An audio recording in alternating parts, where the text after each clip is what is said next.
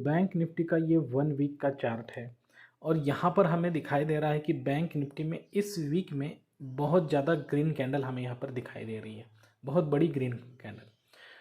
तो पिछले वीक का उसने जो हाई था, ठीक, उसे भी ब्रेक कर दिया और उससे पहले वीक का मतलब इससे 2 वीक पहले का हाई के ऊपर चला गया है।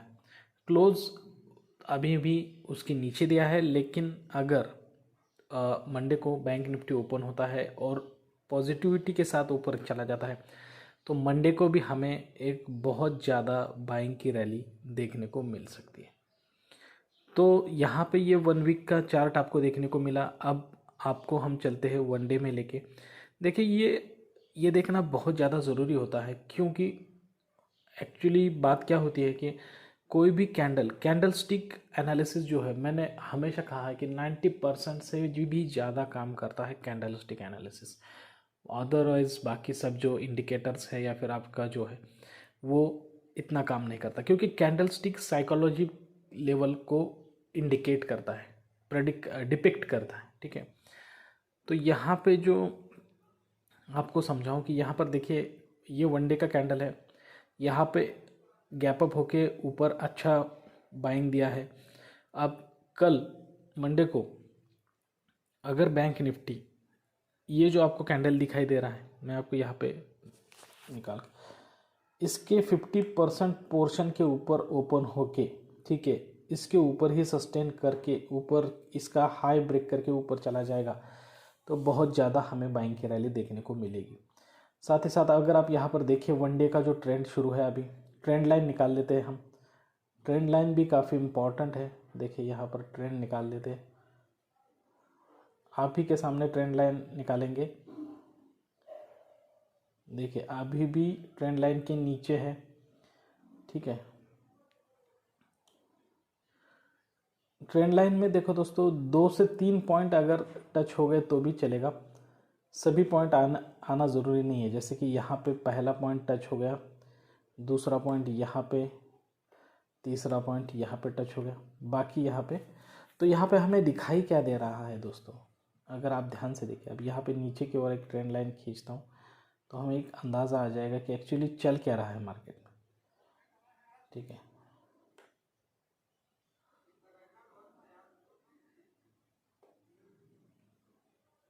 ठीक है, तो यहाँ पे हमें दिखाई क्या दे रहा है ये ज़रा थोड़ा सा देखेंगे।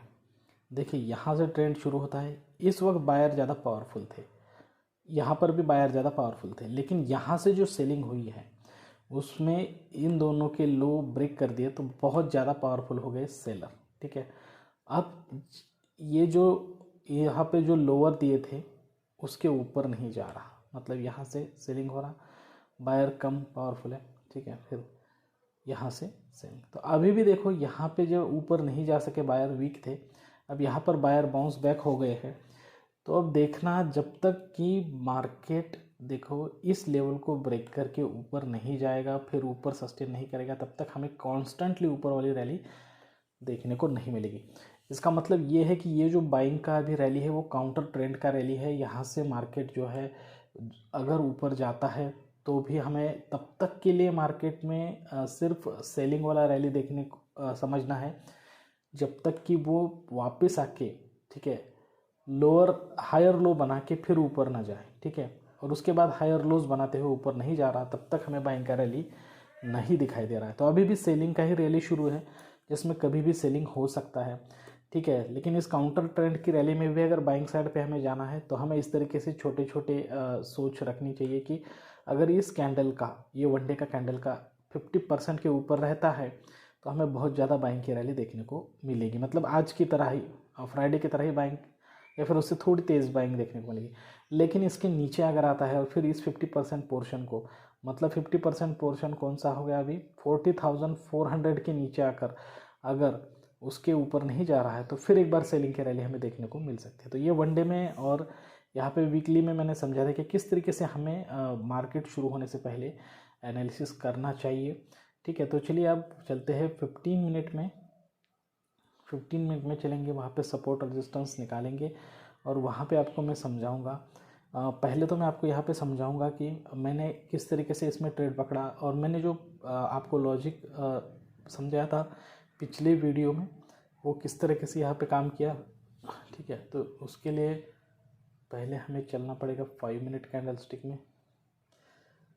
तो पहले वही समझा देता हूँ आपको। देखिए, मार्केट गैप अप ओपन हुआ ऊपर की ओर। ठीक है, मार्केट गैप अप ओपन हुआ और यहाँ पे मार्केट ने जब ऊपर की तरफ जा रहा था तो मैंने उसमें एंट्री नहीं ली। ठीक है, मैंने उसमें एंट्री नहीं ली। फिर यहाँ पे सेलिंग करते करते जब मार्केट नीचे की तरफ आया, अब यहाँ पे ये जो कैंडल बनाई है थोड़ा बड़ा करके, यहाँ पे ये जो कैंडल बनाई है हैमर, ठीक है, ये जो हैमर बनाया है, ये हैमर मेरे लिए काफ़ी इम्पॉर्टेंट था कि यहाँ पे कुछ ना कुछ तो बदलाव होने वाला है। इसका एक, देखिए ये परफेक्ट हैमर नहीं है, स्ट्रॉन्ग हैमर बनना चाहिए बाइंग के लिए। जैसे कि उसके ऊपर ये जो टेल है वो भी नहीं होना चाहिए, होगा तो वो दिखना भी नहीं चाहिए, इतना कम होना चाहिए। और उसका जो नीचे का जो लाइन है वो बहुत ज़्यादा लंबा होना चाहिए। ठीक है, और ऊपर वाला बॉडी बहुत छोटा होना चाहिए, तभी हमें यहाँ पर स्ट्रॉन्ग बाइंग देखने को मिलेगी। उस तरीके से हैमर तो नहीं था, लेकिन कहीं ना कहीं हमें एंट्री लेनी थी, कहीं ना कहीं तो रिस्क लेना था, कहीं ना कहीं तो ट्रेड लेना ही था। तो यहाँ पे मैंने क्या किया कि इस हैमर के नीचे एक पर्टिकुलर जोन में यहाँ पे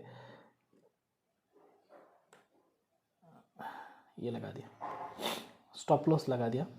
और यही वाली कैंडल जो है, ये वाली जो कैंडल है, इसी में एंट्री कर ली। ये पहले ग्रीन बनी थी, तो ग्रीन बनी तो हमने इसमें ही एंट्री कर ली। एक्चुअली इस हैमर का जो हाई है उसे ब्रेक करने वाली कैंडल में हमें एंट्री करनी चाहिए। देखो, अगर आप इस हैमर को, हाई को ब्रेक करने वाली कैंडल, मतलब इस कैंडल में अगर आप एंट्री कर लेते हो, इस कैंडल में, ठीक है, तो आप देखो यहाँ पे इस हैमर का ये जो हमने जो स्टॉप लॉस दिया है बिल्कुल भी हिट नहीं हुआ है। देखिए, लेकिन हमारा यूफोरिया, हमारा उत्साह, हमारा पेशेंस, देखो आज भी मैं उस पर काम कर रहा हूँ। मैं परफेक्ट नहीं हूँ, मैं भी अपनी यूफोरिया पर कभी कभी कंट्रोल नहीं रख पाता, मुझे भी फोमो होता है, मुझे भी लगता है कि मैं ये चांस गंवा सकता हूँ, मुझे एंट्री करनी चाहिए। तो इसी चक्कर में मैंने भी जल्दबाजी में एंट्री कर ली। लेकिन मेरा अच्छा नसीब ये था कि यहाँ पे मेरा स्टॉप लॉस हिट नहीं हुआ, यहाँ से मार्केट ऊपर गया। स्टॉप लॉस हिट हो सकता था, लेकिन मैं आपको यहाँ पे ध्यान से समझाता हूँ कि आपकी जो एंट्री होनी चाहिए वो बिल्कुल जो आप जो हैमर है उसके हाई को ब्रेक करने के बाद जो भी कैंडल ऊपर जाएगी, या फिर यहाँ पर भी एक कैंडल हाई के ऊपर क्लोज दिया है, इस कैंडल के बाद वाली जो कैंडल बनेगी, ये रेड वाली कैंडल में भी आप एंट्री कर लेते, तो इसने भी यहाँ पे स्टॉप लॉस हंट नहीं करवाया है। ठीक है, तो यहाँ से भी आप ऊपर की तरफ जा सकते हो। ठीक है दोस्तों, तो ये बातें होती हैं जो ध्यान में देनी पड़ती हैं, क्योंकि यहाँ पे देखिए जो भी हमारा जो हैमर है उसका अगर आप लो देखो, हैमर का अगर लो देखो तो वो लो को अगर आप उसके लो पर स्टॉप लॉस लगाते हो तो पहले उसके बाद वाली दो कैंडल ने वहाँ पे इसके स्टॉप लॉसेस हंट करवा दिए हैं, दो कैंडल ने, इसलिए स्टॉप लॉस जो है और अगर आप उसके नीचे भी अपना स्टॉप लॉस लगाते हो कट टू कट तो भी कोई दिक्कत नहीं। उसके नीचे भी स्टॉप लॉस लगा दिया और उसके ऊपर हैमर के ऊपर जो हाई है उसके ऊपर जो भी कैंडल क्लोज देते हैं उसमें एंट्री कर ली, तो वो भी आपका स्टॉप लॉस हंट नहीं होगा। देख सकते हैं उसके नीचे कोई कैंडल नहीं गई है, यहाँ से ऊपर ही गई है कैंडल सारी। तो इसलिए कभी भी अगर हमारा बाइंग का सिग्नल बनता है हैमर का, तो हमें उसके नीचे जाने वाली कैंडल, हाई के ऊपर क्लोज देने वाली कैंडल में एंट्री कर लेनी है। ठीक है, तो यहाँ पर देखिए मैंने सुबह एंट्री कर ली थी, लगभग 11:15 बजे एंट्री कर ली थी। ठीक है, 11:15 बजे एंट्री कर ली और मेरा टारगेट जो था, ठीक है, जो मेरा टारगेट था वो अचीव हुआ यहाँ दोपहर 3:05 पे। तो इस तरीके से आपको ये जो हैमर बनते हैं उन हैमर का फ़ायदा उठाना चाहिए। ठीक है, और देखिए यहाँ पर एक सेलिंग वाला हैमर बना था, लेकिन आपको यहाँ पे समझा दो कि इस तरीके के सेलिंग वाले हैमर में बाइंग की रैली में जब हाई ओपन होता है तो एंट्री करना ठीक नहीं है, क्योंकि जब इस तरीके से हैमर बनता है सेलिंग वाला और अगर आप उसमें एंट्री करना चाहते हो तो देखिए यहाँ से नीचे आने के बाद अगर ऊपर जाकर फिर एक बार नीचे आ रहा है, ठीक है, इस तरीके से प्राइस एक्शन बन रहा है, तो इस लेवल पे आप एंट्री कर सकते हो और स्टॉप लॉस यहाँ पर लगवा सकते हो। लेकिन पहली बार इस तरीके से आपको एंट्री करना आपके लिए रिस्की हो सकता है, क्योंकि देखिए मार्केट जो है यहाँ पे डिमांड साइड में डिमांड क्रिएट करता जा रहा है। देखिए डिमांड क्रिएट करता जा रहा है, डिमांड क्रिएट करता, तो ऐसी सिचुएशन में सेलिंग साइड में जाना नहीं चाहिए। ठीक है, तो ये किस तरीके से आज हमने ट्रेड लिया यहाँ पर मैंने आपको समझाया। अभी यहाँ पे मैं 15 मिनट में जाके आपको कल क्या करना चाहिए ये भी समझाता हूँ। देखिए मैंने आपको पहले ही बोल दिया था कि यहाँ पे बाइंग शुरू हो चुकी है। ठीक है, यहाँ पे बाइंग कर रहे हैं वो लोग और हम लोग क्या कर रहे हैं, सेलिंग कर रहे हैं। जब वो लोग बाइंग करते हैं हम लोग सेलिंग करते हैं, बस यही तो दिक्कत होती है दोस्तों। ठीक है, अभी वो तो उनकी बाइंग शुरू है। ठीक है, अभी भी बाइंग शुरू है उनकी। तो जब तक हमें कंसोलिडेशन वगैरह नहीं दिखाई देता है 15 मिनट में, तो तब तक हमें समझना चाहिए कि यहाँ पे उनकी बाइंग ही शुरू है। ठीक है, और ये कैसे समझना चाहिए कि बाइंग ख़त्म हो चुकी है, सेलिंग शुरू हो चुकी है। ठीक है, तो उसका भी ट्रिक मैं आपको हमेशा हर एक वीडियो में बताते रहता हूँ। तो यहाँ पे आपको रेजिस्टेंस निकाल के दिखाता हूँ। ठीक है, ये है रेजिस्टेंस। ठीक है, पुल बैक आज नहीं निकालेंगे, तो ये सपोर्ट रेजिस्टेंस है। अब जब अगर समझो कल मार्केट ओपन होता है कहीं पे भी और अगर वो हमारी यहाँ से आकर इस लेवल को ब्रेक कर देता है और ऊपर नहीं जा रहा है, तो समझ लेना कि उन्होंने सेलिंग शुरू कर दी है। ठीक है, अब यहाँ पे हमें सेल साइड वाले ट्रेड पकड़ना है, बाय साइड वाले नहीं पकड़ने। ठीक है, तो इस तरीके से देखो अच्छा खासा कोई अगर यहाँ ऊपर वाली लेवल पे जो 40,600 का लेवल है, इस लेवल पे अगर इस तरीके से कोई अच्छा खासा हैमर बनता है, ठीक है, और या फिर कोई इस तरीके से प्राइस एक्शन का एक मैंने अभी जो बताया आपको, इस तरीके से प्राइस एक्शन का 5 मिनट में कैंडल्स बन जाता है, तो हमें इस यहाँ पे एंट्री लेनी है और इसके ऊपर स्टॉप लॉस लगाना है और हैमर के नीचे जो भी कैंडल क्लोज करे उसमें एंट्री कर लेनी है दोस्तों। तो दोस्तों आज के लिए बस इतना ही। अगर ये वीडियो आपको इन्फॉर्मेटिव लगा है, कोई दिक्कत है आपको, कोई परेशानी है, समझ में नहीं आ रहा, तो कमेंट सेक्शन में कमेंट छोड़ सकते हो।